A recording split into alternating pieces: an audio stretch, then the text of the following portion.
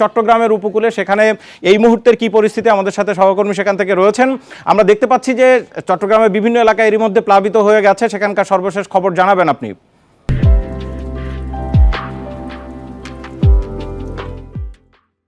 চট্টগ্রামে আসলে গতকাল থেকে গত রাত থেকে যে বৃষ্টি শুরু হয়েছে সেটা এখনো অব্যাহত আছে এবং এই বৃষ্টির প্রভাবে আসলে বিভিন্ন জায়গায় পানি জমে গেছে। বিশেষ করে চট্টগ্রাম শহরে বিভিন্ন নিচু যে সমস্ত এলাকা আছে সেগুলি জলমগ্ন হয়ে পড়েছে। আমি এই মুহূর্তে আছি চট্টগ্রামের চকবাজার একটা বাজারে।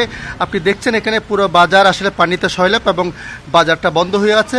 এবং যে সমস্ত নিচু এলাকা, বিশেষ করে আমি যদি বলি বাকলিয়া, চকবাজার, কাপাসগোলা, ডিসি রোড এবং আগ্রাবাদ সহ বিভিন্ন যে সমস্ত নিচু এলাকা আছে সেখানে এখনও পানি জমে আছে এবং বৃষ্টি আসলে কমার পরে পানি কিছুটা কমে যায়, কিন্তু আবার বৃষ্টি আসতে পরে বেড়ে যায় এবং সাথে আসলে যুক্ত হয়েছে জোয়ার। এই সমস্ত কারণে পানি সহজে নামছে না। অন্যদিকে আমরা আগেও জানিয়েছিলাম আজকে সকালে চট্টগ্রামের বাইজিৎ চন্দ্রনগর এলাকায় একটি দেওয়াল ধসে একজন মারা গেছে এবং এই ঘটনায় আসলে কেউ হতাহত হয়নি। এর বাইরে আসলে আর কেউ হতাহতের খবর আমাদের কাছে নেই এবং আমরা আগেও জানিয়েছিলাম যে চট্টগ্রাম যে শাহ আমানত আন্তর্জাতিক বিমানবন্দর যে 17 ঘন্টা পরে আজকে ভোর 5টায় সেখানে উড়োজাহাজ চলাচল শুরু হয়েছে। কীভাবে বন্ধ থাকার পরে চট্টগ্রামের যে বঙ্গবন্ধু শেখ মুজিবুর রহমান টানেল সেটারও আসলে সেটা দিয়েও যান চলাচল শুরু হয়েছে এবং চট্টগ্রাম বন্দরে আসলে পরিস্থিতি যদি বলি, আমি আমাকে চট্টগ্রাম বন্দরের সচিব যিনি আছেন তিনি জানিয়েছেন যেহেতু 17টা বড় জাহাজ যেগুলি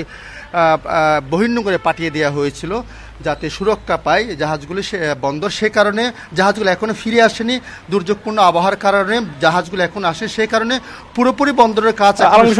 আরেকটি বিষয় খুবই গুরুত্বপূর্ণ, যে 3-4টি যে চট্টগ্রামের যে পার্বত্য এলাকা রয়েছে, গত কয়েকদিন ধরে খুব সতর্ক করা হচ্ছিল যে ঝড়ের পরে সবচেয়ে আশঙ্কাজনক অবস্থায় যে জায়গাগুলো থাকবে তার মধ্যে পার্বত্য এলাকা, কারণ ভারী বৃষ্টির পূর্বাভাস দেওয়া হয়েছে, এরই মধ্যে বৃষ্টি হচ্ছে, পাহাড় ধস হতে পারে। ব্যবস্থা কি নেওয়া হয়েছে?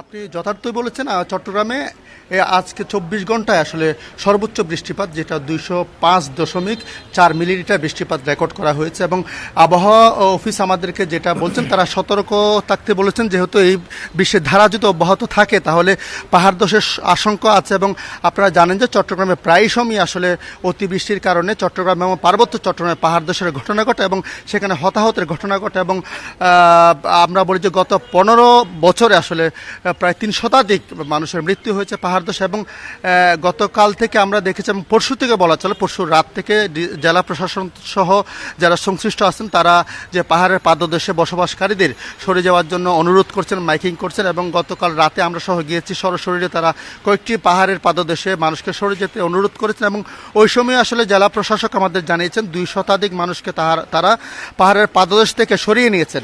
কিন্তু আসলে আমরা পরবর্তীতে যেটা দেখি আসলে যতক্ষণ প্রশাসন থাকেন ততক্ষণ তারা সরে যান, এরপরে আসলে তারা আবার সেই জায়গায় চলে যান এবং অনেকে যে আপনি একটু আগে যে আশ্রয়কেন্দ্রের কথা বলছেন, অনেকে আশ্রয়কেন্দ্রে তাদের অপ্রতুল সুযোগ সুবিধার কথা বলেন, এই সমস্ত কারণে তারা আশ্রয়কেন্দ্রে থাকতে চান না এবং তারা আসলে মূলত তারা পর্যবেক্ষণ করেন, পরিস্থিতি পর্যবেক্ষণ করে যারা উপকূলবর্তী এলাকায় থাকেন এবং পাহাড়ের পাদদেশে থাকেন তারা পরিস্থিতি পর্যবেক্ষণ করেই আসলে মূলত সরে যান এবং এই সমস্ত কারণে সবসময় আসলে আমরা দেখি যে পাহাড়ের পাদদেশে যারা থাকেন তারা আসলে হতাহতের ঘটনা ঘটে এবং মানুষ মারা যায়। এবং আলম সবুজ, আপনাকে অনেক ধন্যবাদ। নিশ্চয়ই বিভিন্ন সংবাদে আপনার কাছ থেকে এই এলাকা সহ একেবারে পার্বত্য অঞ্চলের সর্বশেষ খবরাখবর আমরা জানবো।